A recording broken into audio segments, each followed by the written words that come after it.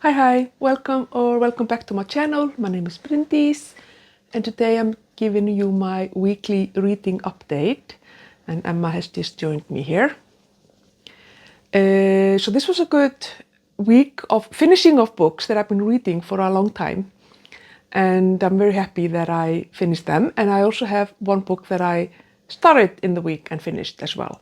So the first book that I want to talk about that I finished, and I'm so happy that I finished it, and that is The Dutch House by Patchett. I think I've been saying Patchett, but I think it's Patchett. So anyway, and I say finally finished it, not because I wasn't enjoying it, but because it's just taken me a long time. I've been reading it as part of Audio Miles, so I've only been listening to it when I've been walking. And I've been very strict and not done any like adjustments to the rules, just listening to it when I'm walking. And finally finished, and this book is absolutely fantastic. 5 stars. It's like everything a book should be. Like the writing was fantastic, the storytelling, the characters were fun and kind of relatable, and you got kind of connected to them. The story, like the plot, some of the twists, things that were happening, it was just really interesting. And of course, the icing on the top, the cherry on top, or whatever phrase you want to use it, you want to put on it, Tom Hanks' narration of the audiobook. He was the perfect narrator for this book. But this book, oh, I loved it. I really enjoyed it. The ending, every part of it was just really good, and it sucked me in, completely sucked me in. And yeah, I have to read more by this author. I know that she's written more work for sure, so definitely will be checking her out. But yeah, this was so good. Very happy about this book. The other book that I finished was Empire of the Dawn by Krystoff, and this was actually also really good. And I don't know, I think last time I was telling you something about that. I didn't think the writing was that good, but there's nothing wrong with the writing of this book. I think it's a really good book. It's very gripping. It captivated me from the beginning and kept me through a very long book, over 30 hours, the audiobook. So if the writing wasn't good, that wouldn't have happened. I think that what I meant was that so sometimes when you're reading a book, I think definitely often when I'm reading fantasy, but also just in general when I'm reading a book, I can often like imagine how it would be as a movie. I can visualize it and I can see the characters and like scenery and whatever. But it usually kind of happens kind of organically, and it's not something that is obvious in the text. In this book, I feel that it was a bit obvious in the text, that sometimes it read almost like a movie script or something, like scene direction. So I think that's I think what I was talking about when I was saying that I didn't really like the writing so much. It was sometimes too obvious that maybe he wants this to be adapted onto the screen. But apart from that, this book, I thought it was a really good story, and it was a little bit of a twist in the end. I thought it was fantastic. This was really good, and this is the book that I stayed up way too late to finish, to read, listen to. I woke up too early because I had to like continue to listen to it. So yeah, that's a sign of a really, really good book. And I'm giving it 4 stars because, like I said, it wasn't perfect, and there were sometimes these instances that I just found annoying, with the writing. But in general, so this is the third book in this trilogy, and I think this has been my issue with the other two books as well. Those vampires. I mean, that book gave me, I wouldn't say nightmares, but I'm a scaredy cat when it comes to kind of horror and scary things. And there were nights where I slept with the light on. And I'm like 50 years old because I just closed my eyes in the darkness and I could see vampires. So it was a really good book, and I'm just waiting now to have this book in my collection because I think it looks beautiful next to the other two books in this trilogy. And then the third book that I finished this week, I read as part of my Diversity Book Bingo challenge, and that is Haitian Vodoo by Mambo Chita. Hope I'm pronouncing that correct. Personally, I've been fascinated with voodoo and these kind of ritualistic religions from the Caribbean, the South in the US, and those regions. And I think that's based because of my vampire obsession. Because often in vampire movies and vampire TV or whatever, you will have people doing voodoo stuff. The author, Mambo Chita, Mambo is the title of her being a voodoo priestess. I think it's what the term is. So if you want to be initiated into this religion as a kind of a facilitator of the ceremonies, as a woman you are a Mambo, and then I can't remember the other term if you are a man. I think I hope I'm remembering that correctly. And this woman is of Haitian descent, but she's not Haitian. So she's American, but she's a professor and has been studying these type of religions and history and all these things for a while. So I'm still counting her as own voices because she is a practitioner of Haitian Vodoo. And they say Vodoo, like I said, not voodoo. But she did talk about Voodoo as the religion that is practiced in New Orleans, for example.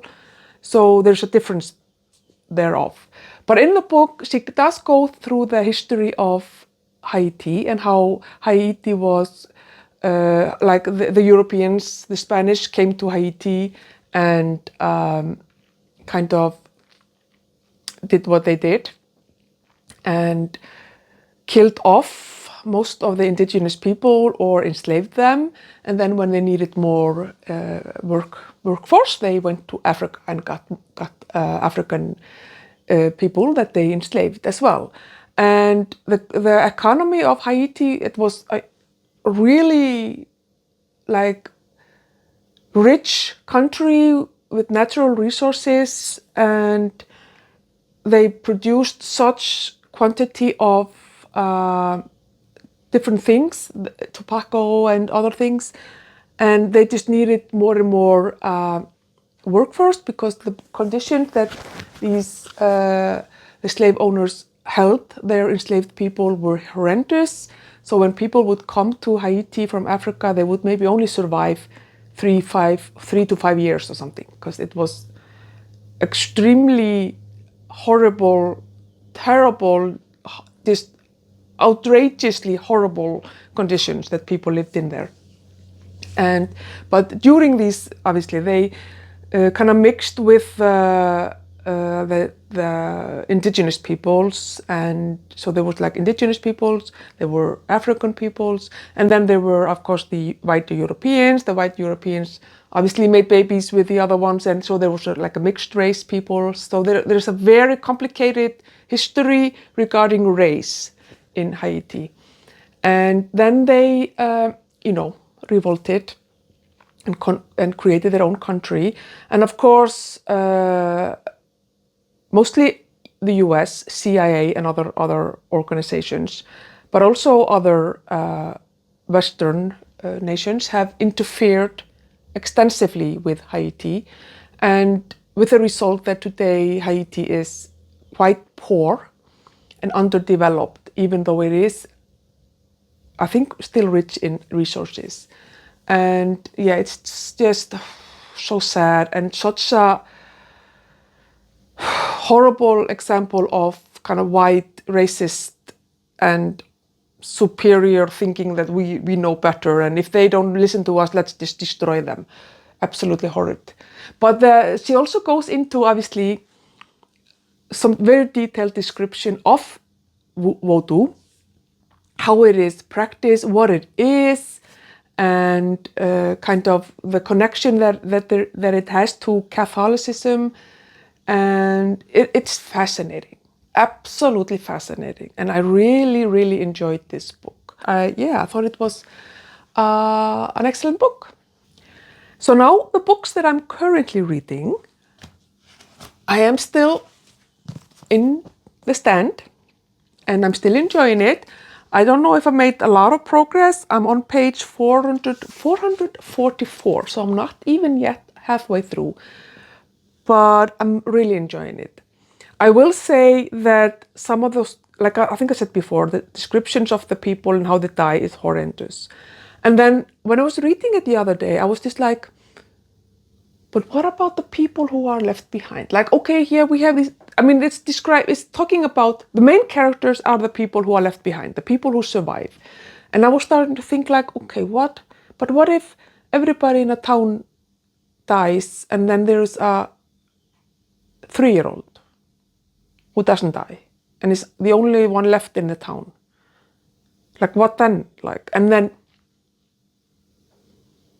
Stephen King tells us what happened. I think that one was 5 or 6, a 5 or 6-year-old child, or maybe even younger. I can't remember now, but yes, Stephen King does tell us what happens when a very young child is the only survivor in a town.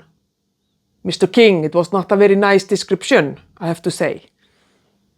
And also, like, there were people who, you know, what happens if you're basically alone in the world and you like step on a rusty nail and you get like blood infection, or if you, I don't know, fall down and break your leg, or I don't know if this was information I needed to know, to be honest, but and this Mr. Flag,